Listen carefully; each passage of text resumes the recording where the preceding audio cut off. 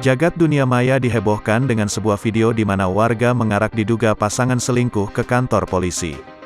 Video tersebut diunggah oleh akun media sosial Instagram @andreli_48 pada Jumat, tanggal 4 Maret tahun 2022, malam.